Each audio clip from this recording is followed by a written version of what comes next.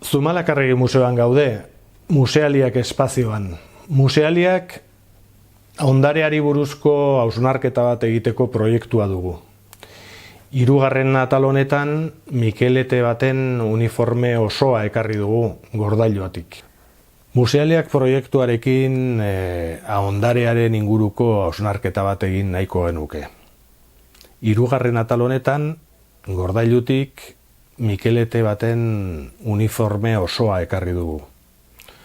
Batetik kasaka kapaduna eta txapela eta galtzak. Uniforme hau Adrian Azpiazu Aiestarena izan zen. Gizon hau 1920ko hamarkadan sartu zen Mikeleten gorputzera eta berau desegin arte 1936an Gerra Zibilean desagertu ziren Mikeleteak, Gipuzkoako Mikeleteak, eta ordura arte erabilitakoa izan da.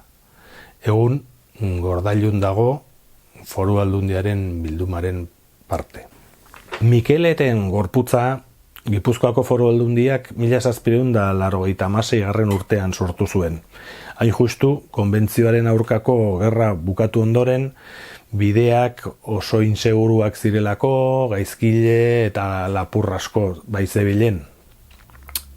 Juan Antonio Areizaga izan zen gorputz honen antolatzailea, bera izan baizen aurreko gerra honetan Gipuzkoako batalioien buru.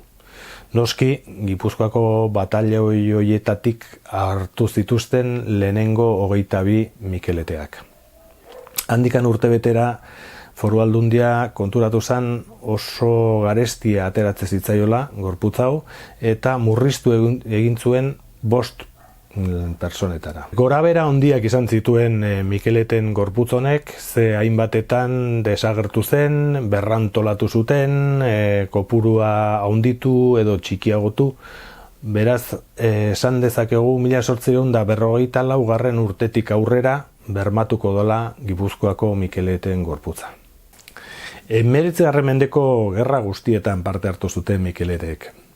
Lehenengo karlistaldian, txapelgorri bezala, Euskal Liberal Voluntarioen artean borrokatu zuten karlisten aurka.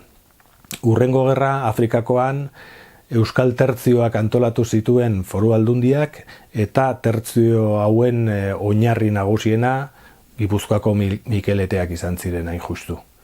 Azkeneko karlistaldian berriz, Mikelete gorputz bezala karlisten etxai nagusienetekoak bihurtu ziren. Hain justu esan dezakegu Santa Cruz eta Apaizak izan zituen etxai nagusienak Gipuzkoako Mikeleteak izan zirela. Nolapait esan dezakegu, gerra hauetan zehar Mikeleten uniformea Euskal Voluntario Liberalen uniforme bihurtu zela.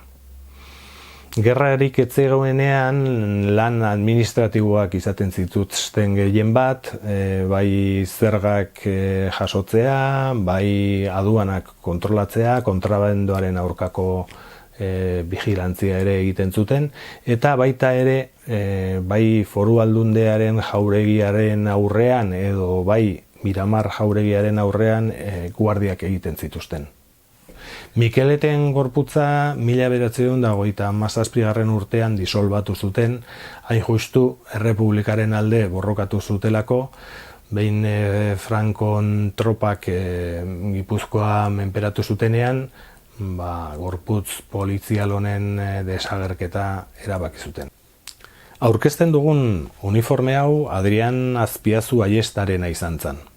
1937 urtean Mikeleten gorputza disolbatu zenetik, Azpiazu familiak mimo handiz zaindu du uniformea.